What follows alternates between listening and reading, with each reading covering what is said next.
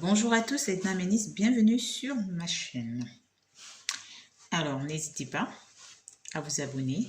Merci pour ceux qui le sont déjà et toutes mes félicitations à ceux qui nous ont rejoints. Ne quittez pas. L'histoire d'aujourd'hui se passe dans un pays africain. Alors, c'est une jeune dame qui nous appelle en détresse et qui nous dit « Aidez-moi, j'ai tué ma belle-mère ». Ne quittez pas, c'est tout de suite sur... Alors, c'est une jeune dame de 36 ans. Elle nous explique qu'elle a souvent eu des problèmes avec sa belle-mère, que celle-ci la faisait vivre un calvaire. Un calvaire. Elle dit qu'elle ne comprenait pas. Parce qu'elle connaît, d'après ce qu'elle nous écrit, elle connaît son mari depuis plus de 20 ans. Ils se sont croisés, ils étaient encore au primaire parce qu'ils étaient voisins. Ils sont allés au collège. Ils ont commencé leur relation en fin de collège et au lycée. Donc, la relation a pris forme quand ils étaient au lycée. Alors, elle dit quand ils sont passés à l'université, ils ont eu un enfant, mais elle avait constaté que la belle-mère ne l'aimait plus, avait changé, trouvait toujours des choses à redire, à peu près lui trouvait des poux sur la tête. Donc elle dit que bon, elle a supporté jusqu'à ce que, en cette période, donc dans les mois qui viennent de passer, sa belle-mère est venue chez eux. Maintenant, ils sont mariés. Ils ont 2 enfants. Elle travaille, le monsieur aussi travaille. Donc la belle-mère est passée faire un séjour chez elle. Elle dit qu'elle n'avait pas compris parce que même quand elle dormait avec son mari, la belle-mère trouvait un moyen de rentrer dans leur chambre pendant qu'ils sont en intimité. Elle rentrait toujours des moments intempestifs. Comme ça, elle ouvre la porte et puis elle rentre. Donc, elle nous explique que la belle-mère avait tellement changé que même les enfants qu'elle a eus avec son mari, la belle-mère ne les traitait pas bien. Que le week-end dernier, donc le week-end du mois dernier, le dernier week-end du mois dernier, son mari est parti en voyage. Elle a resté avec sa belle-mère, tranquille, les choses se passaient tout à fait bien. Elle a dit que elle était dans sa chambre et elle entend son enfant crier.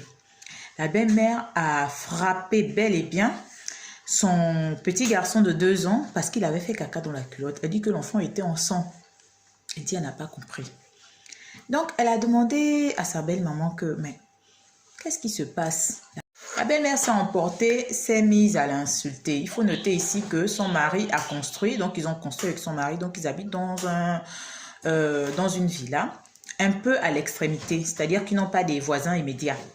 Donc, c'est-à-dire tu peux crier, bon, c'est sûr, il n'y a pas des voisins qui vont arriver. Donc, c'est ça. Elle dit qu'elle n'a pas compris. En un temps record, elle s'est juste rendue compte qu'elle avait frappé la belle-mère. Donc, elle dit elle-même, elle ne peut pas l'expliquer.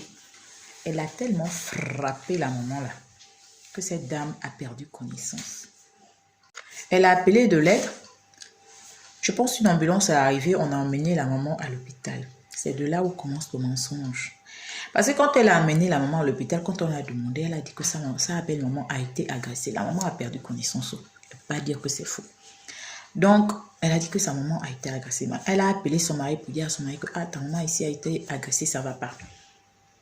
2 jours, la maman est rentrée dans le coma. Ça veut dire que la bastonnade a été sérieuse.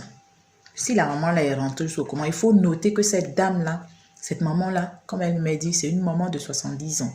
Et 70 ans de l'Afrique et 70 ans des pays des Blancs là-bas, c'est pas la même chose. 70 ans chez nous, tu es vieux. Tu es vieille. Tu es une maman. Donc, c'est ça d'abord qu'il faut. Donc, elle a expliqué à son mari que sa maman a été agressée. Mais il n'y a pas de preuve. C'est elle-même qui connaît la vérité.